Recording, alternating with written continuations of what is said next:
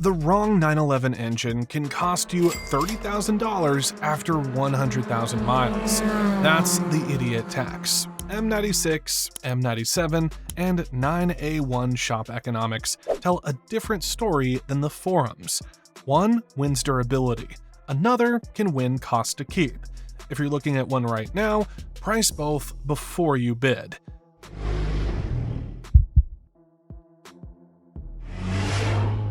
I'm Dave. This channel doesn't do brochure reviews. We do basis protection. This is not a garage teardown of 3 engines. It's a 100,000-mile ownership stress test, built from shop economics, bearing class data, and what it costs when the known failure modes hit. We use the same mileage band, inspection points, and 2 scorecards on every engine: outright durability risk and cost to keep per 10,000 miles. It's the gap between the listing that made you click and the invoice that makes you sell. On these engines, that gap can run from $3,000 in preventative work to $30,000 in engine replacement. At that point, a mechanical failure turns the car into a distressed asset. The equalizer is the inspection. Oil analysis, filter cut, bore scope, IMS status and documentation, compression and leak down, RMS and AOS history. The only variable is what that checklist is likely to find, and that decides which engine wins on your spreadsheet. On screen, put up a blank scorecard: durability risk and cost to keep. 3 engines, 2 columns. We fill the first row now. Start with the favorite. The M96 made the water-cooled 911 accessible, and it taught a generation of buyers what an intermediate shaft-bearing invoice looks like. It powered the 996 from model years 1998 through 2004, and it carried over into early Boxsters before that. Porsche sold thousands of these cars, on the promise that a 911 was finally within reach. The market delivered. The shop invoices followed. The IMS story is not one failure rate. Ren Driver separates it into 3 bearing classes across different years, and treating them as the same risk is how you overpay or underprice. Earlier dual-row bearings sit at about 1 to 2% failure risk. Later single-row bearings sit in the 8 to 10% band. Late large non-serviceable units drop back to about 1 to 3%, but the engine comes apart for access if one fails. Check the bearing class by VIN range before you buy. The highest risk cars are 2000 through 2004 996s with a single row architecture. Low miles don't make that bearing safer. Forums say you'll hear it coming. You won't. Filter debris is the tell, not noise. LN Engineering puts a preventative IMS job at roughly $1,500 to $3,000 installed. In the real world, that job almost never arrives alone.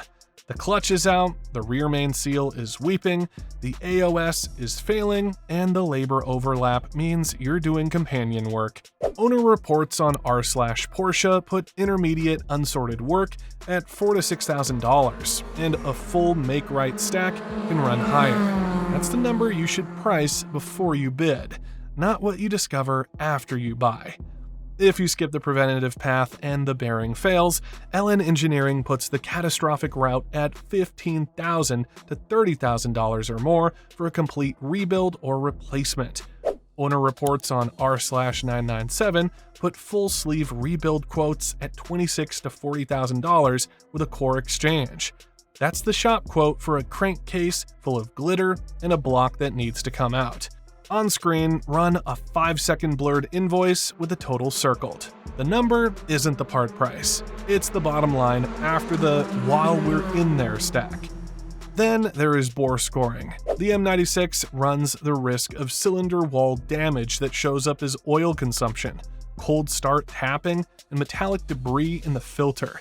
A scored bore announces itself with a bore scope and an LN Engineering repair band that opens at $15,000 and often lands between $20,000 and $30,000 to make right. The M96 carries both the IMS lottery and the scoring risk. This is where the idiot tax compounds. Every dollar you saved on the list price is sitting in a future work order. The M96 demands that you price the make right before you celebrate the list price. Win on romance and you still lose money. If you're mid PPI on one of these right now, drop the bearing class and mileage in the comments. I'll tell you which number to price before Friday. The M97 arrived in the 997.1 for model years 2005 through 2008, and the story around it read simple: Porsche fixed the IMS problem. That statement is partially true and partially marketing. What changed is that Porsche revised the bearing design, moved to a larger unit, and reduced the serviceability of the fix. What didn't change is that the M97 still lives in the same mechanical family as the M96, and it still carries the same ownership economics at 100,000 miles. The honest counter-argument is that Porsche addressed the IMS issue, so the M97 must be safe. The reply is that Porsche changed the design, not the ownership cost. The larger bearing fails less often, but when it does, the case still splits for access. The preventative path is harder, and the failure path is just as expensive. Better is not the same as cheap to keep. If you've already made peace with the bill, drive it. If you're still buying, the numbers decide. On the M97, bore scoring replaces IMS as the primary 5-figure fear. The symptoms are the same. Oil consumption ticks up, cold start noise gets worse, and the bore scope reveals what the dipstick hinted at. LN Engineering puts the repair band at $15,000 to $30,000 or more, with r/997 reports and an independent r/996 thread both putting the all-in hit in the $20,000 to $30,000 band. The M97 reduced the random catastrophic event, but did not delete the 5-figure ownership profile. It shifted the risk from one failure mode to another. The M97 is the better documented risk. If this is already changing what you're willing to bid, subscribe. Next week, we gate the 996 by Engineer, the please do not buy cut. On screen, bring back the scorecard. M96 carries IMS and bore scoring risk. M97 cuts the IMS odds, but leaves the bore scoring bill. The final row decides whether predictable maintenance beats both. Then split the M97 in 9A1 cross-sections. Mark the IMS on the left, then cross it out on the right. That shaft is gone. Here's what it does to the invoice. The price gap only looks cheap until the engine forces you to close it. The 9A1 is not bulletproof. It's predictable. It arrived in 2009 with the 997.2 as a clean sheet flat 6 with no intermediate shaft. Direct injection, new heads, a new block, and a different ownership profile. At 100,000 miles, your cost to keep comes from scheduled oil service, carbon buildup on intake valves, coil packs, fuel pumps, and cooling system health. Use the right oil, change it on time, manage heat, and those bills stay in the hundreds or low thousands. You are budgeting service work, not holding your breath for a $15,000 to $30,000 engine event. The 9A1 lets the forever owner drive without pricing an engine replacement in the back of his mind. With an M96 or M97, you check the oil and listen to cold starts with your jaw tight because a bearing lottery or bore scoring dice roll sits behind every drive. The IMS failure class that defined M96 and M97 ownership is gone. So is the case split preventative job. The 9A1 wins durability because its worst-case ownership profile is smaller and easier to see coming. Specialist shops exist specifically because these two failure modes generate the demand. That's not a preference poll. That's a business model. Neglect still costs money. Skip oil changes, ignore cooling trouble, or run the wrong spec, and direct injection will hand you a bill. But it stays a service bill, not the M96 or M97 catastrophic route.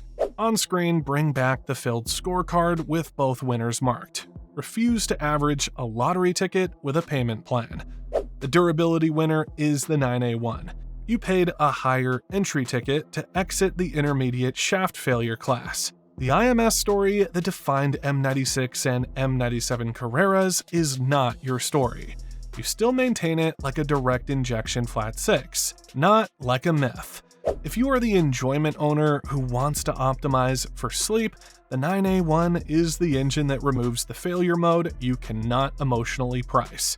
The cost to keep winner is only a documented sorted M96 or M97. Never an unknown single-row car. Never a car without receipts for the IMS path, a clean bore scope, and oil history. Only when the make right is already in the price or the folder does the lower entry ticket win dollars per mile. If you are the analytical buyer, your tool is the spreadsheet. Walk from any car where list price minus make right still pretends to be a deal. Take the cheap list price, subtract the sorted stack, subtract the expected value of the remaining tail risk. When that number goes negative, the bargain lost. A single-row M96 at a discount is not a deal. It's a payment plan with a German accent. Past 100,000 miles, the engine decides whether your 911 stays an asset or it becomes a $30,000 repair order. Drop your year, engine code, and mileage in the comments. Subscribe so the next video reaches you before the dealer does.